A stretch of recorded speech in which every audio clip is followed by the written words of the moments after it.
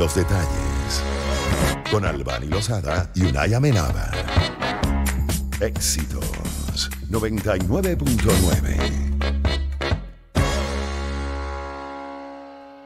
Bueno, la lectura como herramienta para el cambio social, y esto en referencia al caso de presos en Brasil. Nos llamó mucho la atención este caso, ya que el proyecto de remisión por la lectura de este país de Sudamérica establece que los presos pueden descontar hasta 48 días de sus sentencias cada año por la lectura de un máximo de 12 obras literarias, filosóficas, clásicas o científicas.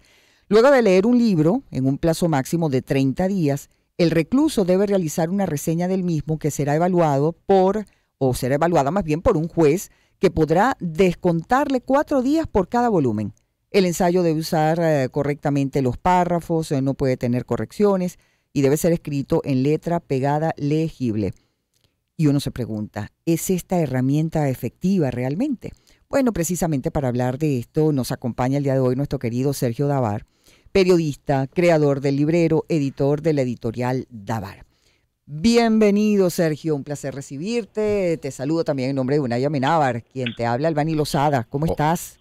Hola, Albany, hola, Unay. Hola, Sergio, ¿cómo estás? Bueno, encantado de estar aquí con los oyentes de esta hora, maravilloso. Bueno, que más con un tema que, bueno, uno está convencido, uno ha tenido cierto contacto hace muchos años con el mundo de la cultura, con el mundo del arte, que la cultura sana, salva, redime. Y en este caso, un experimento que se hace o una iniciativa que se toma directamente con presos. Uno ha visto tal vez en muchas películas donde, bueno, se utiliza la literatura, los libros como un mecanismo posiblemente para entretener a las personas que están privadas de libertad. Si uno se va más allá todavía en las películas, pues también para meter armas y para meter cosas dentro de los libros, pues, en las películas del oeste. Pero en definitiva, este tipo de acciones, de motivar a una persona privada de libertad, que lea un libro, que tenga que hacer una reseña, que tenga que demostrar que de verdad lo leyó y lo comprendió, ¿tú crees que de verdad logra una transformación? O no sé, ¿qué has oído tú de este tipo de iniciativa? Bueno, primero que nada debo ser muy honesto y no soy un especialista en, vamos a decir, en el tema de lectura y prisiones, ¿no? Okay. Pero desde la perspectiva mía como editor y como alguien que ama los libros, yo siempre he pensado que sí, que no hay nada mejor que los libros para alejar a cualquiera de la violencia. Porque, bueno, los libros nos permiten pensar, los libros nos permiten aprender, los libros nos hacen crecer. Y todo eso está lejos del tema de la violencia. Y creo que la idea que yo leí en Brasil es extraordinaria. A quien se le ocurrió, que debe haber sido algún profesor universitario, algún académico, que leer era algo que era importante porque ponía en contacto a ese preso con un nivel de conocimiento y de cultura que a la larga termina por motivar a un cambio. Entonces, y me pareció genial que se descuenten días por la ficha y porque la persona no solamente lo lea, sino que sea capaz de articular una narrativa sobre lo que acaba de leer.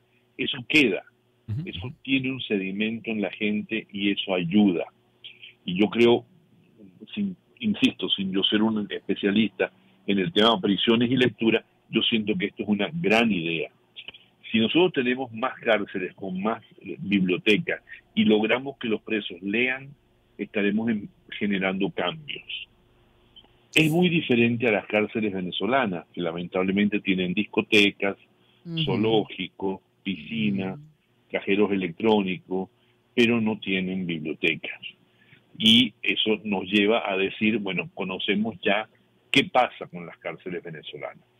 Para no quedar en ese tema, sino decir que, y no quedarme solamente en Brasil, Albany, Unay, también en Bolivia han desarrollado este proyecto. Y estaba leyendo aquí justamente el caso de Vanessa Cartagena Carrasco, una muchacha que quedó presa en Bolivia porque quedó como cómplice de un asesinato que hubo en una tienda en La Paz, y aquí se cuenta la historia de cómo ella lee El Conde de Montecristo, que son 720 páginas, porque ella tiene la ilusión de que se le reduzca la pena, pero además está acercándose a un libro universal que justamente tiene que ver con, yo no lo sé, pero quizás con lo que le pasó a ella, que haber caído presa injustamente, como cae el Conde de Montecristo, y cómo después él regresa a la sociedad con cierto ánimo de venganza, pero para buscar justicia. O de alguna manera también lo que le pasa al mismo Jean Valjean de Los Miserables, ¿no? Que cae, le pega una condena injusta por lo larga y lo cruel por haberse robado 2 panes, ¿no? Correctamente. Si nos metemos en las páginas del UNESCO, de la bibliografía del UNESCO, ellos han establecido más o menos, diría yo, unos 11 millones de personas que viven en instituciones penitenciarias en todo el mundo. Eso es un volumen muy grande de gente. Hay sistemas de justicia en países que condenan a gente por temas menores, así también como que los condenan por temas muy graves. Pero hay mucha gente, sobre todo en el sistema penitenciario de Estados Unidos, que ha sido estudiado muy bien y que hay penas que son realmente por casos que no meritarían tal vez estar en la cárcel, que sí lo están.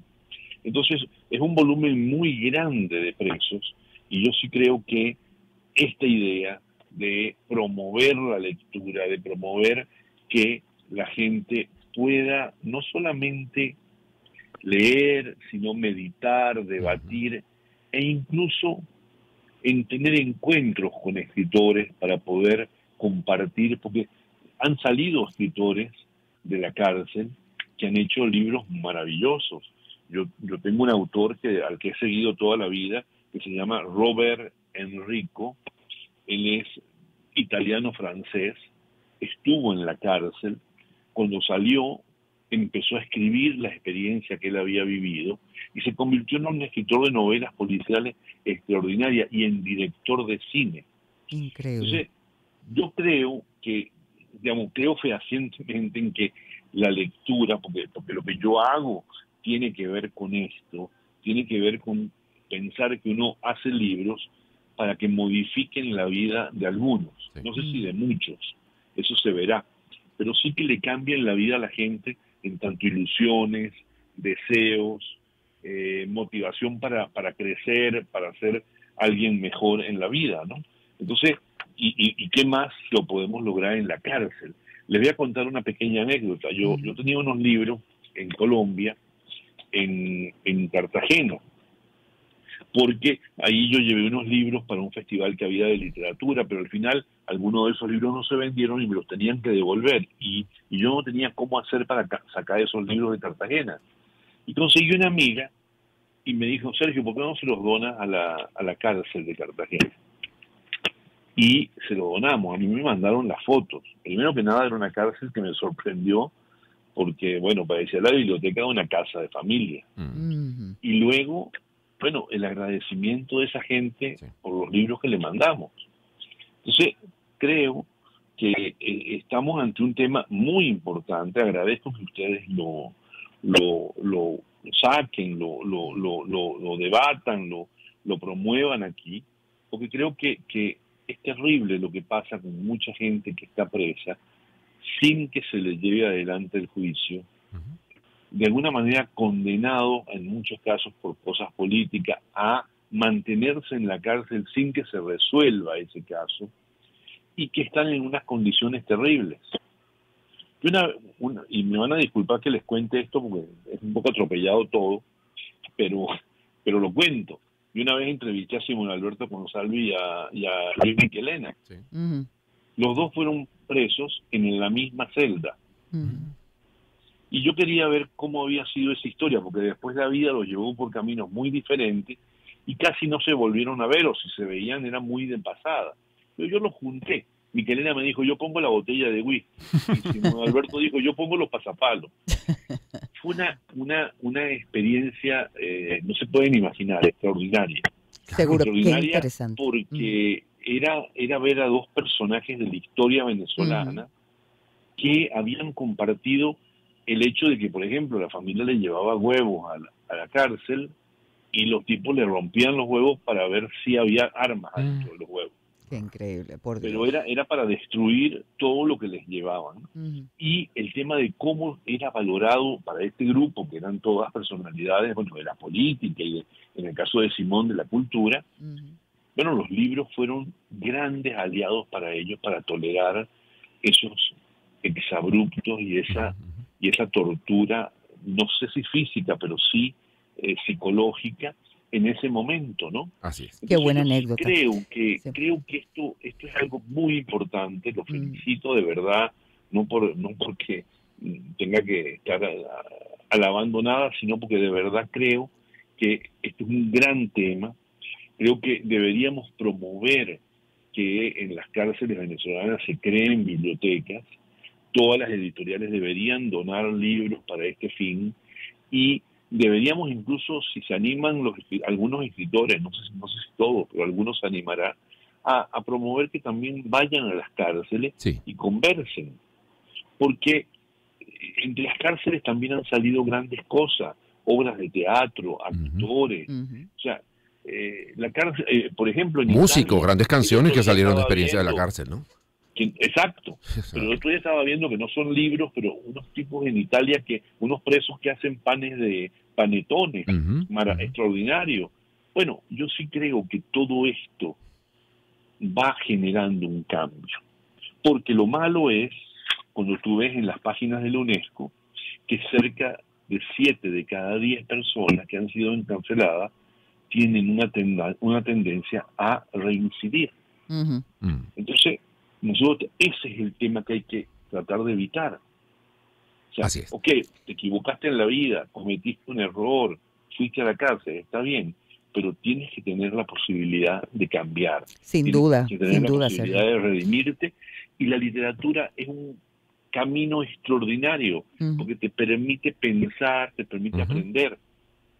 Sin duda, sobre todo tomando en consideración que a todas estas personas la idea es reinsertarlas cuando ya cumplan con su condena a la sociedad, y para ello, pues, si queremos que realmente sean un activo productivo para la sociedad, pues obviamente hay que hacer un trabajo en ellos, ¿no? Hay que dar también esos insumos, ¿no? Exactamente. Bueno, lo comentaba lo del teatro también, o lo de la cocina. Hubo un tiempo que, por ejemplo, las mujeres de la cárcel de mujeres de Los Teques también tenían prácticamente toda una industria o un emprendimiento de pasapalos, por ejemplo, y eran muy codiciados y muy solicitados por la gente de la zona. Pero le comento a Albany y a Sergio, ya para finalizar, la amiga Ana Black que nos hace llegar este comentario, nos dice: mi amiga Luisa Valeriano, escritora, poeta venezolana, tiene junto a 2 mujeres más este mismo proyecto en 2 cárceles de Madrid.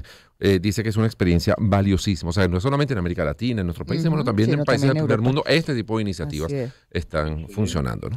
No conocí ese proyecto, pero me parece excelente que estén. Si me permites, Unai y Albany, decir una última cosa. En un volumen que hay, que lo pueden ver como insisto, en la red del UNESCO, hay unas recomendaciones, ¿no? Las bibliotecas penitenciarias deben seguir el modelo del sistema de bibliotecas existentes fuera de las prisiones. Deberían jugar un papel integral en redes y en el concepto de reglamentaciones normativas pertinentes, y deben ser administradas por personal entrenado y contar con recursos. Deben tener un entorno alfabetizado que aliente a los reclusos a desarrollar, mejorar y mantener la lectoescritura, y deben usar sus materiales y proveer un espacio para ofrecer actividades interactivas de alfabetización. Es decir, hay literatura que piensa el tema, que ya lo ha pensado, que recomienda cosas. O sea, no estamos hablando de algo que no ha sido evaluado.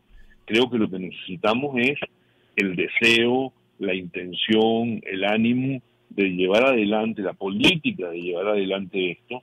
E insisto, yo como editor estoy a la orden para colaborar con cualquier proyecto que ayude a que, los presos, los reclusos, los privados de libertad, o como se les quiera llamar, puedan leer, puedan pensar diferente y puedan redimirse, y salir a la calle y aportar a la sociedad lo mejor que todos ellos tienen. Así es, bueno, Que así gracias, sea. Sergio. Gracias, Sergio. Qué maravilla. Bueno, Continuamos. un gran tema sin lugar a dudas. Vamos a hacer publicidad, amigos, antes de recibir a nuestro